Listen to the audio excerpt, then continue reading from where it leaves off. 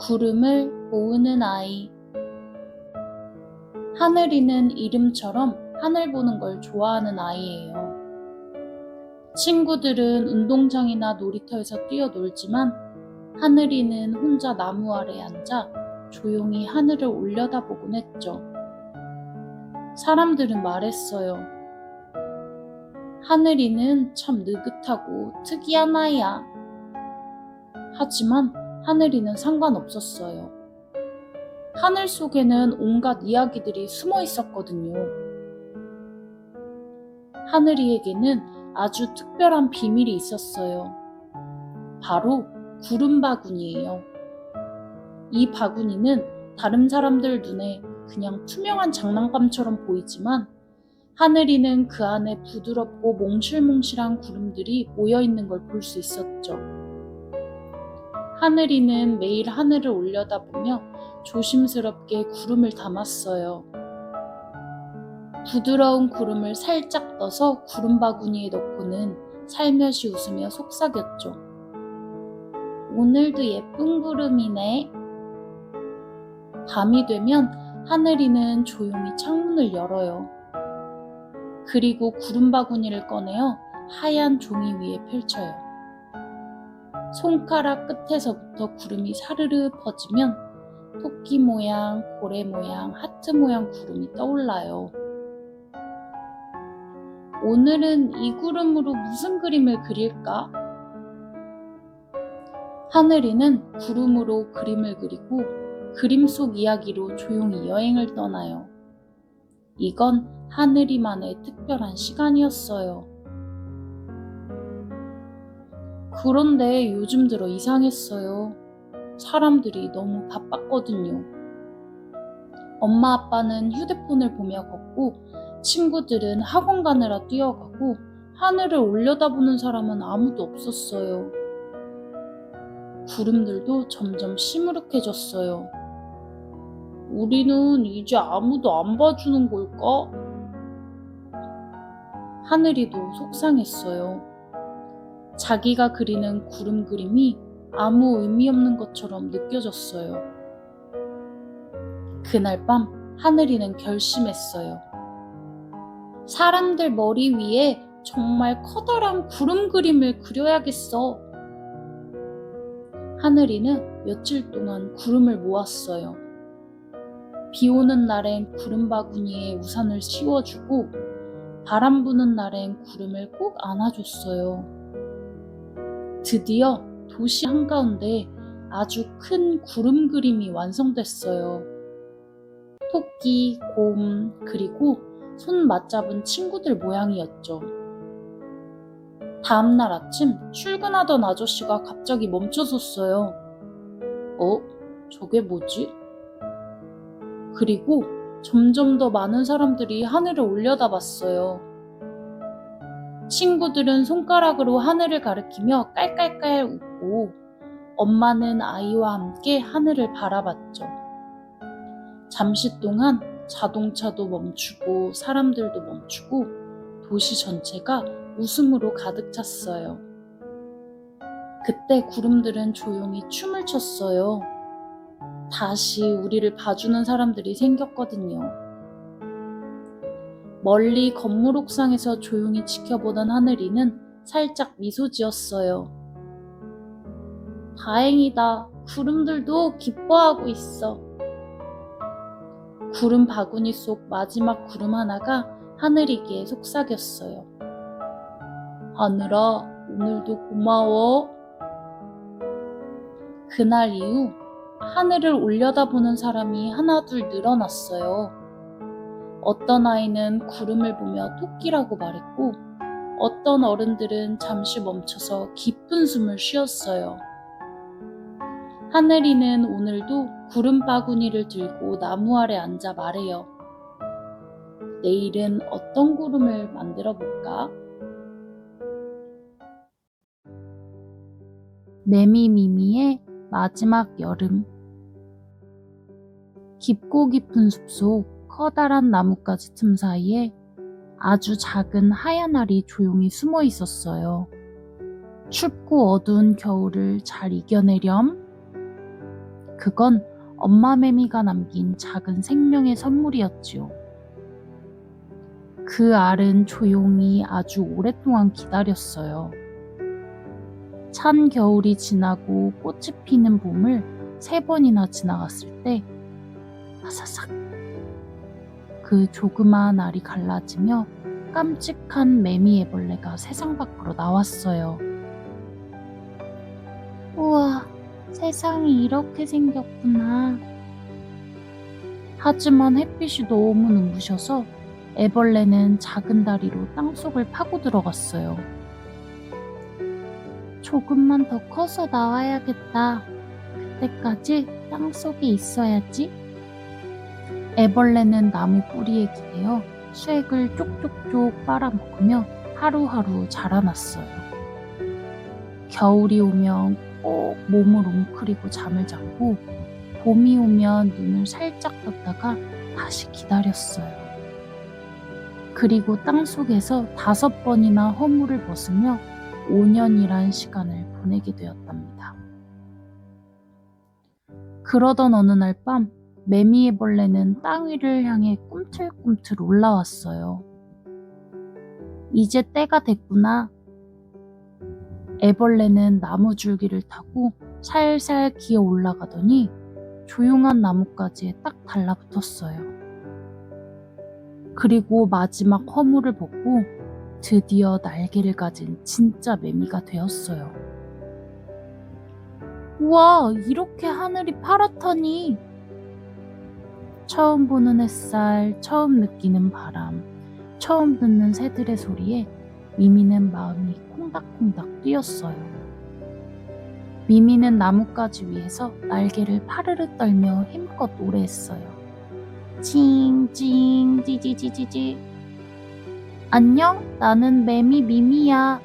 이 여름이 너무 좋아. 그 노래는 바람을 타고 멀리 퍼져나갔어요. 새들도 나비들도 사람들도 아, 여름이었구나 하고 느꼈지요. 그때 나무 아래에서 6살 소년 누리가 고개를 들고 말했어요. 매미야, 너 왜 그렇게 시끄럽게 울어? 덥고 힘들지도 않아? 미미는 살짝 웃으며 대답했어요. 나는 지금 아니면 노래를 부를 수 없거든. 딱 열흘, 그게 내가 가진 시간이야. 열흘? 겨우 그거밖에 안 돼? 누리는 깜짝 놀랐어요. 응, 나는 나뭇가지 알로 있다가 애벌레가 돼서 5년 동안 땅속에서 살았거든. 그동안은 날 수 없었고 노래도 못했어. 그래서 지금 이 순간이 얼마나 소중한지 몰라. 그날부터 누리는 매일매일 미미를 찾아왔어요. 작은 부채로 바람도 만들어주고 그늘도 만들어주고 미미의 노래를 가만히 들어주었지요. 미미야, 너의 노래 정말 멋져. 나도 언젠간 나만의 노래를 부를 수 있을까? 미미는 환하게 웃으며 말했어요. 물론이지 누리야. 지금 이 순간을 마음껏 사랑하고 너답게 살아간다면 그게 바로 너만의 노래야. 그리고 어느 날 아침 누리는 나무 아래로 갔어요. 거기엔 더 이상 움직이지 않는 미미가 조용히 누워 있었어요. 누리는 풀잎으로 작은 묘비를 만들었고 작은 손으로 살며시 말을 걸었어요. 미미야, 고마워. 너의 노래는 내 여름을 정말 특별하게 만들어줬어. 그날 이후에도 여름마다 매미 소리가 들릴 때면 누리는 하늘을 보며 미소 지어요. 오늘도 마음껏 노래하자. 지금 이 순간을 미미처럼 사랑하면서.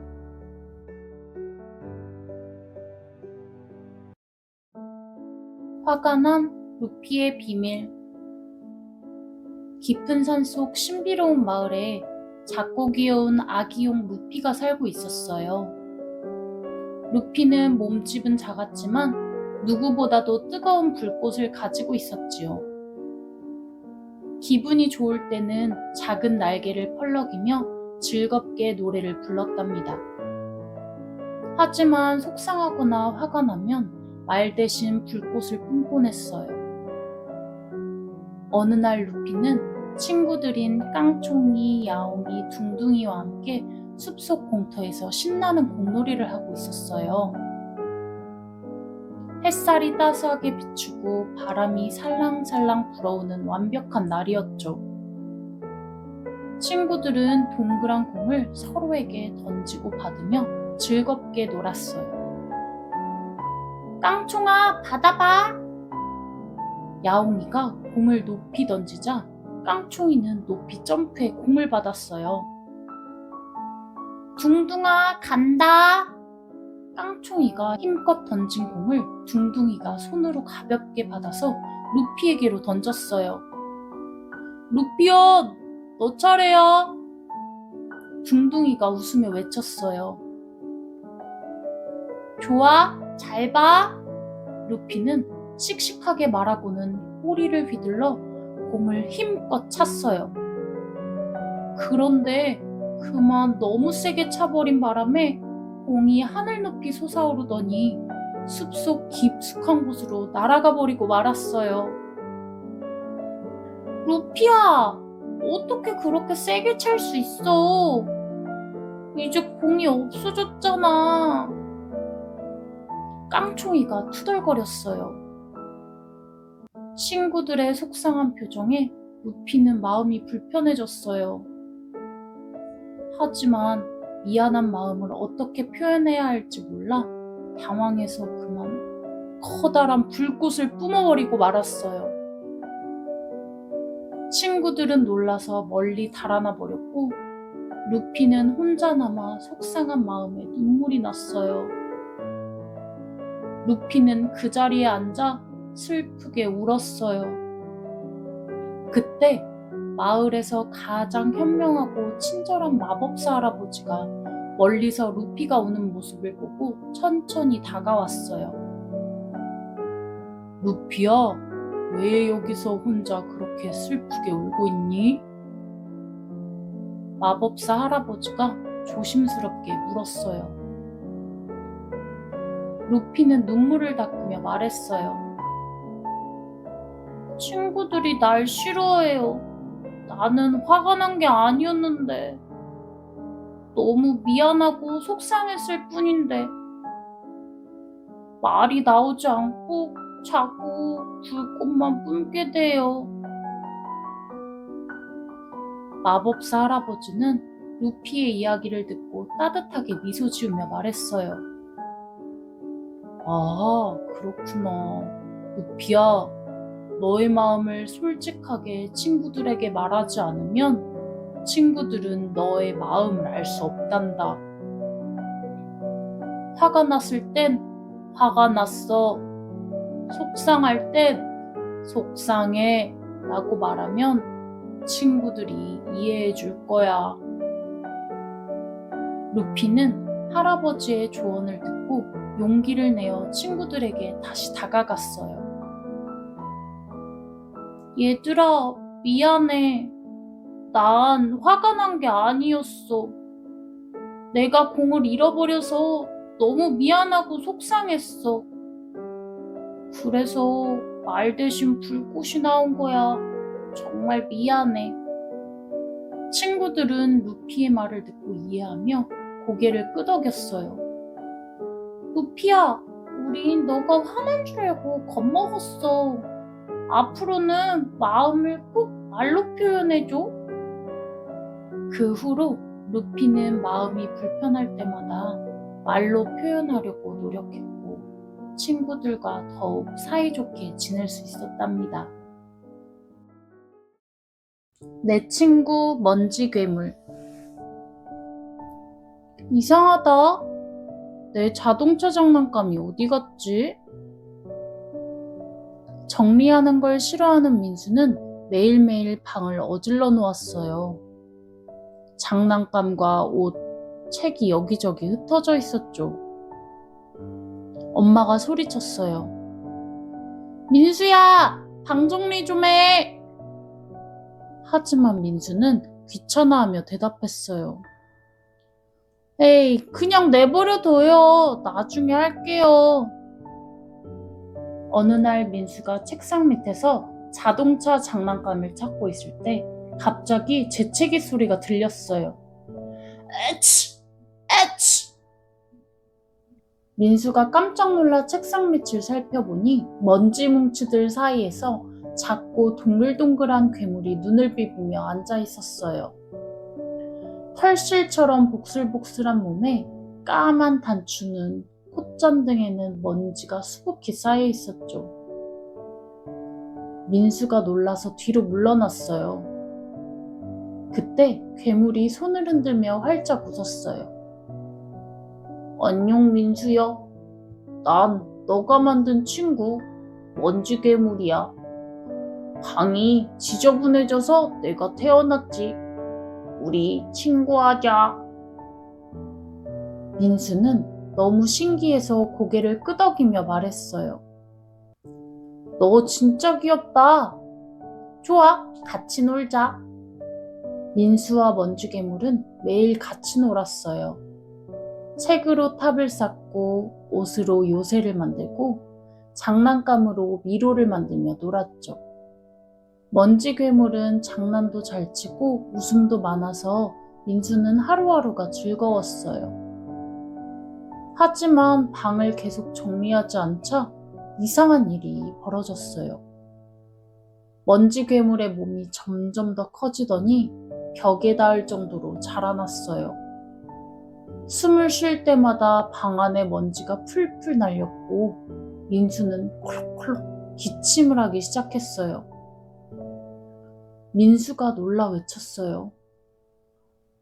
먼지 괴물아, 너 왜 이렇게 커진 거야? 먼지 괴물은 무겁고 느린 목소리로 대답했어요. 민수야, 너가 정리를 안 해서 먼지가 계속 쌓이고 있어. 난 먼지로 만들어졌으니까 점점 커질 수밖에 없어. 이젠 너무 커서 움직일 수도 없어. 숨도 막혀. 민수는 괴물의 몸이 천천히 흔들리는 걸 보며 마음이 아팠어요. 자기가 귀찮다고 방을 어질러 놓은 탓에 괴물이 아프게 된 걸 깨달았죠. 민수가 말했어요. 미안해, 먼지 괴물아. 내가 널 아프게 만든 거였구나. 내가 꼭 도와줄게. 민수는 마음을 다잡고 방을 정리하기 시작했어요. 먼저 장난감을 종류별로 나눠서 장난감 상자에 정리하고 바닥에 떨어진 책들을 하나하나 주워 책장에 꽂았어요. 옷은 잘 개서 옷장에 넣고 쓰레기들은 쓰레기통에 쏙쏙 버렸죠. 처음에는 힘들고 지루했지만 점점 방이 넓어지고 환해지자 민수는 왠지 모르게 기분이 좋아졌어요. 바닥이 보이고 공기도 상쾌해지자 먼지 괴물의 몸도 조금씩 작아지기 시작했어요. 민수가 정리를 다 끝냈을 때 먼지 괴물은 다시 작고 귀여운 모습으로 돌아왔어요. 작아진 몸으로 폴짝폴짝 뛰어 민수의 어깨에 올라탔어요. 정말 고마워, 민수야. 이제 난 건강해졌고 너도 깨끗한 방에서 마음껏 놀 수 있어. 우리 함께 힘을 합치니까 진짜 멋졌어. 그날 이후로 민수는 매일 자기 전에 방을 스스로 정리했어요. 먼지 괴물은 작고 반짝이는 모습으로 민수 곁에서 함께 놀며 방을 깨끗이 유지했죠. 민수는 깨달았어요. 정리는 귀찮은 게 아니라 나랑 내 친구들을 위한 거였구나. 그리고 그 말처럼 민수의 방은 항상 깨끗하고 민수의 마음도 한결 가벼워졌답니다. 색깔 없는 꽃, 로라. 햇살이 가득 내리쬐는 초원 한가운데 형형색색의 꽃들이 활짝 피어 있었어요. 분홍꽃, 노란꽃, 보라꽃, 알록달록 예쁘게 물든 들판은 마치 색연필로 그린 그림 같았지요. 그 사이 조용히 고개를 숙인 한 송이의 꽃이 있었어요. 그 꽃의 이름은 로라. 로라는 새하얀 꽃잎을 가진 들판에서 유일한 흰 꽃이었어요. 나는 왜 이렇게 색이 없을까? 로라는 옆에 핀 분홍꽃을 바라보며 속삭였어요. 나는 너무 하얗고 부끄러워서 벌들도 나를 좋아하지 않을 거야. 그 말에 분홍꽃은 으쓱하며 말했어요. 구야, 하얀 꽃은 너무 심심하잖아. 나처럼 예쁜 분홍색이어야 벌들이 좋아할 거야. 로라는 왠지 자신이 더 작아진 것처럼 느껴졌어요. 다음날 로라는 진흙을 뒤집어 쓰며 분홍빛처럼 보이려고 애썼어요. 또 다른 날엔 나뭇잎을 찢어 노란 꽃처럼 꾸며보기도 했어요. 하지만 진흙은 금방 말라 바스라졌고 나뭇잎은 시들어 떨어져 나갔어요. 나는 아무리 노력해도 예쁜 색을 가질 수가 없나 봐. 로라는 풀벌레 소리 가득한 밤하늘 아래 조용히 울었어요. 그리고 며칠 뒤 따뜻한 아침 햇살 아래에 꿀벌들이 들판에 날아왔어요.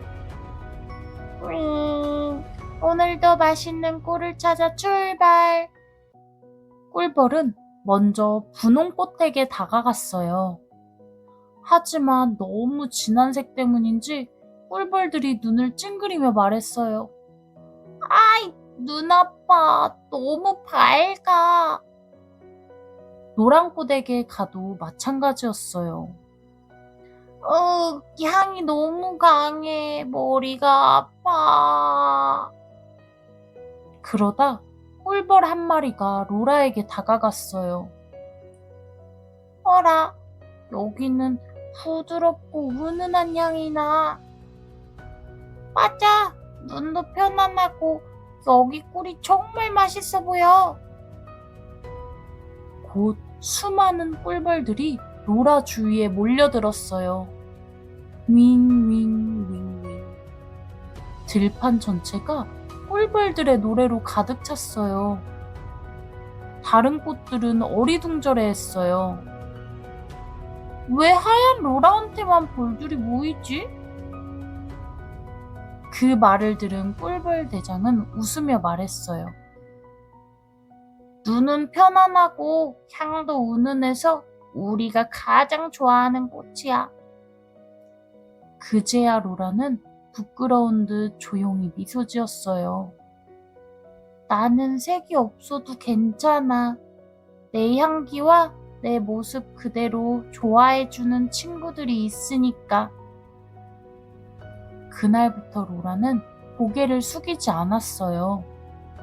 자신의 흰 꽃잎을 부끄러워하지 않고 당당하게 햇살을 마주했답니다. 양치하기 싫은 악어 아저씨. 초록 강가에는 커다란 악어 아저씨가 살고 있었어요. 악어 아저씨는 먹는 걸 정말 좋아했죠. 딸기 젤리, 꿀고기, 감자칩까지 뭐든 잘 먹었어요. 오늘도 맛있는 하루다.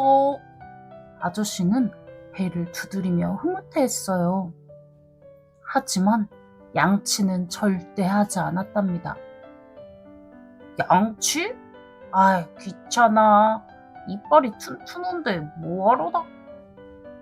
이빨 사이엔 먹고 남은 음식들이 그대로 껴있었어요. 토끼 친구가 말했어요. 악어 아저씨, 이 안 닦으면 이빨 다 썩어요. 하하하, 내 이는 바위처럼 단단해서 괜찮아. 그리고서는 또 간식을 한 입 더 먹었죠. 며칠이 지나자 이가 아프기 시작했어요. 이상하네. 뭔가 찌릿찌릿한데. 그리고는 입에서 이상한 냄새가 나기 시작했어요. 벌들은 근처에 오지 않고 물고기들도 아저씨를 피했죠. 그 모습을 본 친구들은 코를 막으며 말했어요. 악어 아저씨, 입에서 이상한 냄새가 나요. 아으. 악어 아저씨는 당황했지만 아무렇지 않은 척 웃으며 말했어요.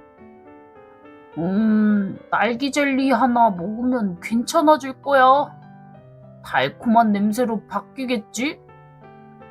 그리고는 젤리를 꺼내서 씹기 시작했어요. 어때? 이제 딸기 향 나지 않아? 하지만 친구들은 말없이 뒷걸음질 쳤고 아저씨는 그걸 보지 못한 채 젤리를 또 하나 집어들었어요. 그날 밤 고기를 한 입 베어문 순간 아야야야야 이가 너무 아파 눈물이 날 지경이었어요. 결국 아저씨는 무서운 마음을 참고 코알라 치과 선생님을 찾아갔어요. 선생님은 입속을 들여다보고 깜짝 놀랐어요. 이 안에 음식 찌꺼기가 너무 많아요. 충치도 생겼고 잇몸도 염증이 났네요.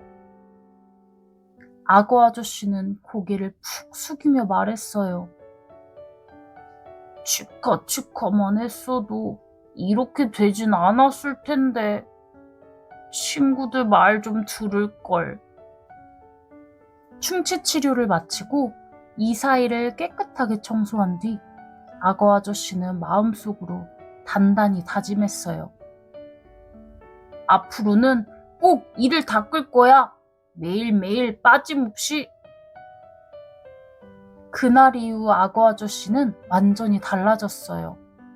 아침, 점심, 저녁마다 꼬박꼬박 이를 닦고 치약은 딸기향, 칫솔은 무지개색으로 골랐죠. 그리고 혼자만의 노래도 만들었어요. 치카 치카 이를 닦자. 입속을 깨끗하게. 친구들은 놀랐어요. 와, 악어 아저씨가 변했어. 이제 입냄새도 안 나고 더 멋져졌어. 그날 이후 악어 아저씨는 양치요정이라고 불리며 모두에게 사랑받는 강가의 스타가 되었답니다.